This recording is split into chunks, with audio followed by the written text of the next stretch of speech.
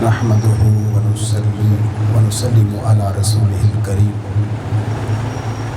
اما بعد الرحمن الرحيم ورفعنا لك ذكرك صدق الله العلي العليم وصدق رسوله النبي الكريم مولاي صل وسلم دائما ابدا على حبيبك خير خلق كلهم. حمد و صلات کے بعد اللہ کو دوست کا لاکھ بار شکر ہے کہ اس نے ہمیں آج اپنی اور اپنے پیارے محبوب مکرم علیہ السلام کی یاد کی توفیق عطا فرمائی. میری نگاہوں کے سامنے وہ منظر جو پرانا گھر تھا اور وہاں اعظم چشتی نعت اکیڈمی تھی، وہ شیش محل سویٹ کے بالکل سامنے، اور کئی بار حضرت کی خدمت میں حاضری ہوتی اور بہت ساری محافل میں اللہ قدوس نے توفیق دی کہ اس ناچیز کا خطاب ہوتا اور حضرت وہاں پہ نعت اکلام پیش کرتے، خاص کر کے داتا نگر کے ایریا میں. ان کی ایک بات مجھے یاد آئی کیونکہ میرا شعر و سخن سے واسطہ ہے الحمدللہ. تو جب کبھی ملاقات ہوتی فرماتے کہ ایک کتاب لکھنے کے لیے پورے جو کمرے کی کتابیں ان کا مطالعہ کرنا پڑتا ہے. یعنی یہ اہل علم کو، اہل سخن کو داد دینے کا ان کا طریقہ تھا. دوستوں کو بتاتے تھے جو لوگ یعنی نعت گو شاعر ہوتے ہیں، اہل قلم ہوتے ہیں، یہ معمولی لوگ نہیں ہوتے. تو یہ ان کی بڑی پیاری مثال تھی کہ ایک کتاب لکھنے کے لیے پورے کمرے کی کتابوں کا مطالعہ کرنا پڑتا ہے، پھر کہیں جا کے بندے کے لیے صلاحیت پیدا ہوتی ہے. پھر جب بھی ان کو دیکھا مسکراتے دیکھا، مہمان نواز دیکھا. بلکہ ایک مرتبہ تخلیہ میں صرف وہ تھی اور میں تھا، اور ایک تھا وہ کمرہ جہاں پہ سارے طالب علم آیا کرتے تھے. اس سے پیچھے والے کمرے میں ہم بیٹھے تو وہ ہارمونیم یا باجا جسے بھی آپ کہتے ہیں وہ لا کر انہوں نے پھر جب بجا کر پہلی بار میرے سامنے ظاہر کیا کہ ہم اعظم چشتی رحمہ اللہ کے حقیقی جانشین ہیں. وہ پہلی بار راز کھلا کیونکہ میں اس سے پہلے انہیں نعت خاں تک محدود سمجھتا تھا، استاد سمجھتا تھا. بہت سارے لوگوں ان سے فیض لیا اور ان کا کمال یہ تھا کہ انہوں نے، میری مراد محمد امجد اعظم چشتی صاحب رحمہ اللہ جو اس نعت اکیڈمی کے بانی ہیں، انہوں نے سب سے بڑا کام یہ کیا کہ لوگوں کو یہ سکھایا، یہ سمجھایا کہ نعت کو نہ سمجھ کے پڑھا جائے. یعنی وہ آداب نعت سکھاتے تھے. یعنی جو لوگ گانے کی طرز پہ پڑھتے ہیں، غیر معیاری پڑھتے ہیں، اس بارگاہ سے مراد بارگاہ نبی کریم علیہ السلام کے آداب سے محروم ہیں. وہ آداب سکھاتے تھے کیونکہ نعت کے آداب سیکھنے کا مطلب یہ ہے کہ آپ کو آقا علیہ السلام کی بارگاہ کے آداب آ رہے ہیں. سیال شریف کے ایک درویش کہتے ہیں کہ باب جبریل کے پہلو میں ذرا دھیرے سے، باب جبریل کے پہلو میں ذرا دھیرے سے فخر یوں کہتے ہوئے جبریل کو پایا گیا. ہائے ہائے ہائے، فخر یوں کہتے ہوئے جبریل کو پایا گیا. اپنی پلکوں سے درے یار پہ دستک دینا، اپنی پلکوں سے درے یار پہ دستک دینا، اونچی آواز ہوئی عمر کا سرمایا گیا. ہائے ہائے، وہ اور بدبخت ہیں جو کہتے ہیں بابے شاہی کوئی نہیں. اور میں نے کہا بابوں کا تو کمال ہے سارا. اللہ قدوس کا منشا اور مرضی یہ ہے کہ میرے اولیاء ہوں جنہیں عرف عام میں بابا کہا جاتا ہے، لوگ ان کی بارگاہ میں حاضر ہو کر میری معرفت کے جام نوش کر کے مست و بے خود ہو جائیں، پھر اس مقام کے متحمل ہو جائیں کہ جذب و مستی میں یہ کہہ اٹھے کہ ادھر دیکھتا ہوں ادھر دیکھتا ہوں تمہیں دیکھتا ہوں جدھر دیکھتا ہوں. میں نے معروف آیت پڑھی ہے، میں نے ورفعنا لک ذکر، آپ کو آپ سب کو اچھا. آئے ہائے ہائے، کہاں لکھا ہوا ہے؟ آج تک لوگ پوچھیں کہاں لکھا ہوا ہے. بس یقین کیجئے جب بھی کوئی بندہ کسی نبی کے خلاف ہو، کسی رسول کے خلاف ہو، کسی صحابی کے خلاف ہو، اہل بیت طہار کے کسی فرد کامل کے خلاف ہو، کسی ولی کے خلاف ہو، آپ فتویٰ دے دیجئے کہ یہ شیطان کا چیلا ہے. کیونکہ ازل سے آدم علیہ السلام کی نبوت کے، رسالت کے جب چرچے ہوئے، ان کی عظمت کو فرشتے بھی مان گئے تھے اگر نہیں مانا تو ابلیس نے نہیں مانا تھا. ابلیس آج بھی اللہ کو مانتا ہے. پتہ چلا اللہ کو ماننے سے بات بنتی نہیں ہے. بات تب بنتی ہے جب اللہ کے انبیاء کو بھی مانا جائے. کیونکہ کسی ایک نبی کی نبوت کا انکار کرنا انسان کو دائرہ اسلام سے خارج کر دیتا. اور اگر ہم آیت کو گرامیٹیکلی دیکھیں, صرفی نحوی طور پہ دیکھیں, تو تھوڑا سا اس میں محو ہوں, بڑا لطف آئے گا. کیونکہ عربی میں واحد کے لیے آتا ہے انا, جمع کے لیے آتا ہے نحنو. عام لفظ ہے, تھوڑی سی جو ہم نے چھٹی ساتھی میں عربی پڑھی تھی یاد آ جائے گا کہ انا کا معنی میں ہوتا ہے, انت کا معنی تو ہوتا ہے, نحنو کا معنی ہم ہوتا ہے. لیکن اللہ قدوس نے یہاں پہ واحد کا جملہ استعمال نہیں فرمایا. اگر واحد ہوتا ورفعت ہوتا اور میں, بلکہ جمع کا صیغہ ورفعنا اور ہم نے. آپ کسی بھی مترجم کا قرآن مجید کھولیں گے تو ترجمہ ہوگا اور ہم نے. بھئی حیرت کی بات ہے تو وہ ایک ہے, تو وحدہ لا شریک ہے, وہ احد ہے, وہ صمد ہے, وہ واحد, پر کہتا ہے ہم تو جمع کے لیے آتا ہے. تو مجھے کہنے کی اجازت دیجیے, اس میں مضمر بات یہ ہے, راز یہ چھپا ہوا ہے, ورفعنا اور ہم نے ذات کا ذکر کا, آپ کے ذکر کو آپ کے لیے بلند کر دیا. اللہ قدوس گویا کہ یہ فرما رہا ہے کہ میں نے انبیاء کو, مرسلین کو, اصحاب کو, اہل بیت کو, نجبا کو, نقبا کو, عرفا کو, صوفیاء کو, اولیاء کو اپنی آغوش رحمت میں لے رکھا ہے. میں اکیلا ہی نہیں, ہم سب مل کے محبوب کا ذکر بلند کر رہے ہیں. ہم سب مل کر محبوب علیہ السلام کا ذکر بلند کر رہے ہیں. اللہ قدوس نے اس نعمت عظمیٰ میں ان کو بھی شامل رکھا جو اللہ کے انبیاء ہیں, جو اللہ کے مرسلین ہیں. اور اگر میں یہ کہوں کہ انبیاء کا بھی ذکر مصطفیٰ کے بغیر چارہ نہیں, تو یہ بات بجا ہے. انبیاء کی عظمت, رسولوں کی رسالت و نبوت کس نے بانٹی ہے؟ انبیاء کے امام علیہ السلام نے بانٹی ہے. سبحان اللہ. تو اگر یہ انبیاء کا ورد ہے, اگر یہ مرسلین کا وظیفہ ہے, اگر یہ اصحاب و اہل بیت کا معمول ہے, اٹھائیے بخاری شریف کو. لوگ کہتے ہیں کہاں لکھا ہوا ہے؟ مشہور آیت جسے آیت درود کہا جاتا ہے. بے شک اللہ اور اس کے فرشتے نبی پاک پر درود بھیجتے ہیں. پھر ہمیں کہا یا ایھا الذین آمنوا صلوا علیہ وسلموا تسلیما. کمال ہے بھئی, جب روزے کی باری آئی تم نہ تڑپے, جب دیگر احکامات کی باری آئی تم نے کہا حق ہے, جب درود کی باری آئی, جب سلام کی باری آئی تم پشیماں ہو گئے. کیا یہ قرآن نہیں ہے؟ کیا یہ رب کا فرمان نہیں ہے؟ کیا یہاں پر درود اور سلام کا ذکر نہیں ہے؟ سلو کیا ہے, وسلیمو کیا ہے؟ یہ تو بالکل عام آدمی جو تھوڑا سا بھی شعور و عقل رکھتا ہے, معمولی سا علم رکھتا ہے, وہ بھی سمجھتا ہے کہ واؤ جو ہے یہ دو کر دیتی ہے, جیسے میں اور آپ, میں اور تم, من و تو. فرمایا اے ایمان والو صلو علیہ وسلموا تسلیما. درود بھی بھیجو, سلام بھی بھیجو. آج تک سلام کا نام سن کے بعض لوگ پریشان ہیں. تو مجھے کہنے کی اجازت دیجیے, ذکر مصطفیٰ علیہ السلام, یہ جو آیت ہے, اس آیت پاک کا معنی, اس کا مقصد امام بخاری نے بڑے کمال کا نقطہ بیان فرمایا رحمہ اللہ. وہ فرمانے لگے, یہ تو ہم نے سن رکھا ہے نا کہ بے شک اللہ اور اس کے فرشتے نبی پاک پر درود بھیجتے ہیں, لیکن ہم نے کبھی غور کیا نہیں ہے کہ وہ درود اللہ کا کون سا عمل ہے. درود تک تو محدود ہے, لیکن مقصود یہ تھا کہ ہمیں پتہ چلتا کہ اللہ کا وہ عمل کیا ہے, یعنی اللہ قریب کرتا کیا ہے جس کو وہ درود کہتا ہے. یہ راز کھلنا چاہیے تھا, یہ عقدہ حل ہونا چاہیے تھا. اسے امام بخاری نے لکھا, ابو العالیہ جو تابعی ہیں ان کا قول لکھا بخاری شریف میں رحمہ اللہ نے.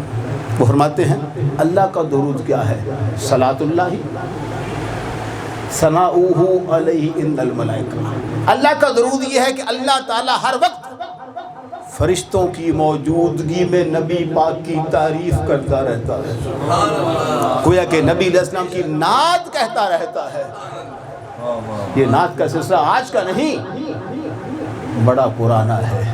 جب بریلی کے تاجدار رحمہ اللہ نے اس مفہوم کو سمجھایا تو یہ کہا، اے رضا خود صاحب قرآن ہے مداح حضور، اے رضا خود صاحب قرآن ہے مداح حضور، تجھ سے کم ممکن ہے پھر مدحت رسول اللہ۔ بندے دھیان کرنا، یہ تو اللہ کا ورد ہے، اللہ کا وظیفہ ہے، اللہ کا معمول ہے، اللہ کا کام ہے، اللہ کا فعل ہے۔ وَصَلَاةُ الْمَلَائِكَةِ دعا، فرشتوں کا درود یہ ہے کہ وہ ہر وقت محو دعا رہتے ہیں۔ مجھے کہنے کی اجازت دیجیے، کلمہ طیبہ جو ہم پڑھتے ہیں اس کا پہلا حصہ لا الہ الا اللہ، یہ توحید پہ مشتمل ہے۔ اگلا حصہ محمد الرسول اللہ صلی اللہ علیہ وسلم، یہ رسالت کا معنی ہے۔ دونوں پر ایمان ضروری ہے، نہ توحید کے بغیر چارہ ہے، نہ رسالت کے بغیر چارہ ہے۔ ابو سعید خدری مشہور صحابی کہتے ہیں، نبی علیہ السلام نے فرمایا کہ جناب موسیٰ کلیم اللہ نے کہا، یا اللہ، بڑی توجہ، مجھے کوئی ذکر ہی عطا کر دے۔ ہائے ہائے ہائے ہائے، آج کہتے ہیں بابے تو شاہی کوئی نہیں سمجھ رہے۔ اب قرآن کو اٹھائیے، موسیٰ علیہ السلام جو وقت کے رسول بھی ہیں، نبی بھی ہیں، صاحب تورات بھی ہیں، جلالی بھی ہیں، اللہ کہتا خضر علیہ السلام کے پاس جا کے کچھ نقطے سیکھ کر آؤ۔ حالانکہ نبی ڈائریکٹ اللہ سے فیض یاب ہوتا ہے، اللہ سے ڈائریکٹ فیض لے کے آگے تقسیم کرتا ہے۔ ایسا کیوں کیا؟ تاکہ قیامت تک آنے والے مسلمانوں کے لیے نبی سے اور ولی سے فیض لینا سنت بن جائے، دلیل بن جائے۔ کوئی کورے دل کا، کوئی منافق، کوئی اندھے دل کا مالک کہے بھی یہ کمال ہے، تم نبی کو چھوڑ کر ولی کے پاس جاتے ہو۔ اور میں نے کہا انگوٹھے چومنا اگر آدم کی سنت ہے تو ولیوں سے فیض لینا موسیٰ کلیم اللہ کی سنت ہے۔ تم اپنے ہی انگوٹھے چومتے ہو نا، اپنے ہی انگوٹھے چوم کر تم سنت آدم علیہ السلام کو زندہ کرتے ہو، تو اپنے ہی جسم کو ولی کی بارگاہ میں پیش کر کے سنت موسیٰ کو زندہ کیوں نہیں کر لیتے؟ کیوں نہیں زندہ کر لیتے؟ کیا ہر نبی پر ایمان نہیں؟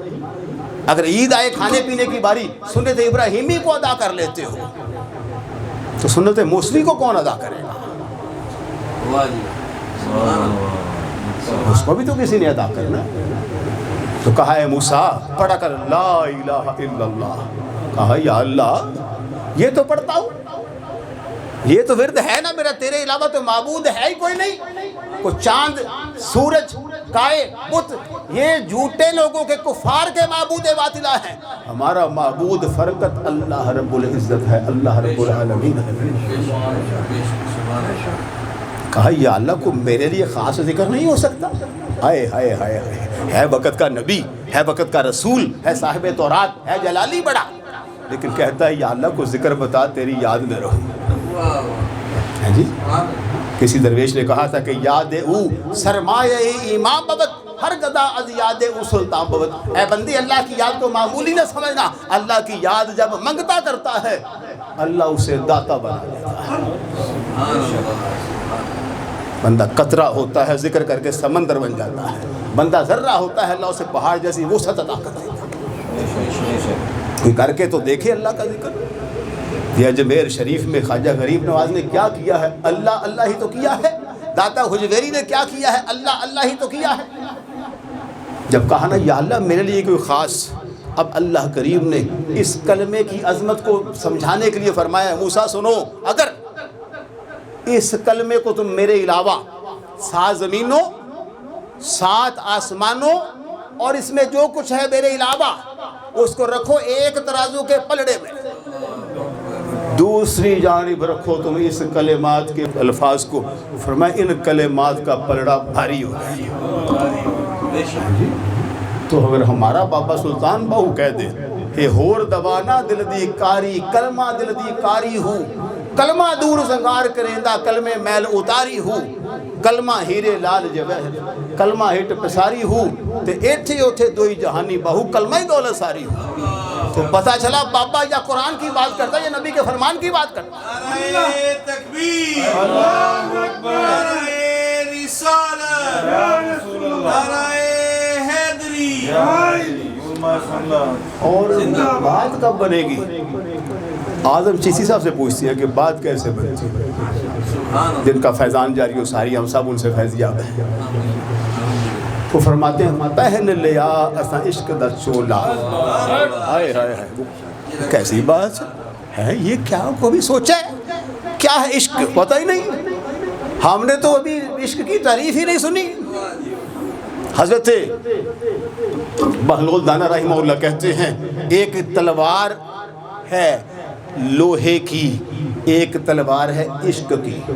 فرماتے ہیں لوہے کی تلوار ایک کو دو کرتی ہے، عشق کی تلوار دو کو ایک کرتی ہے. یہ میں نے آسان تعریف کر دی، آسان ترین تعریف کر دی.